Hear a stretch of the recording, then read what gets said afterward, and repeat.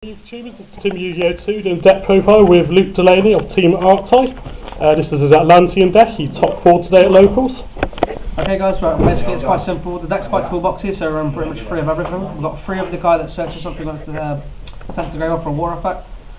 We run 3 of the guys that destroy a set card when it's sent for a water effect. This guy's also really good because when he inflicts battle damage to a opponent, I can special summon a level 4 Atlantean from my deck. I also run 3 of the artillery, the guy which is pretty much like the marksman. Part of me hits face up monsters.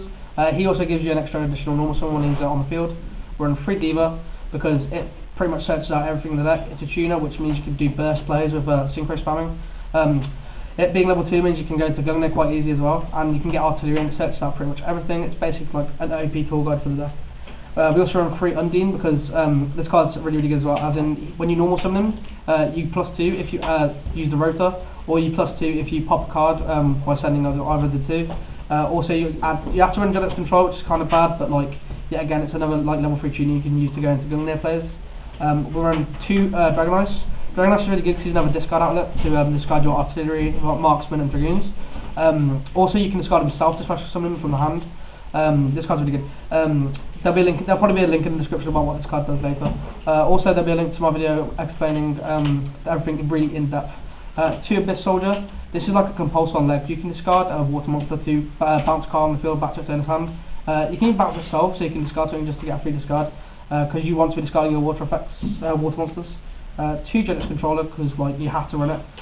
My ratio is 3 to 2, so people run 3 to 3. But in testing, 2's been a lot better because like so a lot of the time like you can just like trick your opponent, and if you play a bit like a bad player then they can failure it, or this also gets under skill drain as well, as the next Undine does. But I think 3 is good because you don't want to draw these. Like if you open these kind of bad, opening 2 is kind of really dead because you have 3 cards left dead in your deck. 2 Thunder Kings. I'll be taking these out for 2 Moon and Great Glacials, the Ice Elemental Lord, because the card's ridiculous, and this card's really good at the moment since Wind Up everywhere, and Gig is quite prominent as well. 1 Gauze because this deck pretty much runs, like it only runs 3 traps, so, and I don't do an awful lot of setting, plus you win the games. 1 Veiler because like it's always down and need it, same reason for Maxi, it's always down and need it. 1 Atlantean Attack Squad. This guy looks really mediocre at first, apart from you get him off of Marksman, and he becomes a 2/2 stick. Also he's really good for attacking over beast sticks such as Thunder King. He's actually really good. I only run 1 though, because if you draw him it's kind of bad. On spells we run Pot of Avarice, just for relaying your deck. These are staples now, Monster Reborn yet again, Dark Hole, Hailstorm for clearance. Mind Control because I run like, I think I run 5 tuners now, which is really good. Plus like, this I can pretty much take whatever I take I'm always going to have to do something with. I run 2 Atlantean Raw, which is actually called the Atlanteans now. This card's amazing, but I wouldn't run 3 of it because he's somewhat hard to get online, but once like you have 3 in the graveyard, then like this card becomes absolutely insane. Where you can do burst plays, and this card can really get you back into the game. Plus, like they don't go to the graveyard or banish zone in the end phase. They literally once you bring them back, they just stay there. So you can do whatever you want with them. So you can do this in your opponent's end phase and still get plays.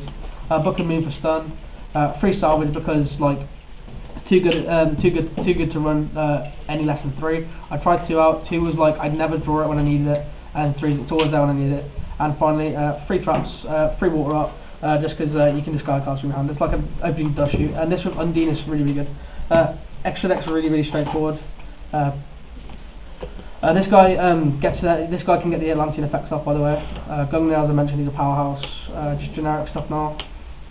This because like if I can kind of get him off, and he's like good against like problem cards such as like I don't know. Say if I like play this and protect it, and like they have a Christia, I can like null Christia for the turn. Black Rose because I can make level 7s and pop field. This card's really good as well, especially with Marksman. 2/6 stick. I can make level 8s really easy, so I run these 3 for my level 8s. And we've got a level 5 guy because I can make level 5s extremely easy as well. And this card gets around really pesky cards such as mains in Gachi. Another generic stick. Orange Dragon just because like I haven't got an Iron Chain Dragon, but this is good in my meta because there's a lot of 6-am running around. And yes, you can get super decks to be fair. And just another level 5. This is okay, like it actually gave me a total, I think it was 2,400 life points today in 1 game, which actually put me ahead. So anyway, I'm not going to show the side deck, it's like I threw that together at the start of the tournament, so I'll probably talk more about that later on in one of my videos. Anyway, this has been Team Yu-Gi-Oh 2 and Team Archetype. Peace out guys.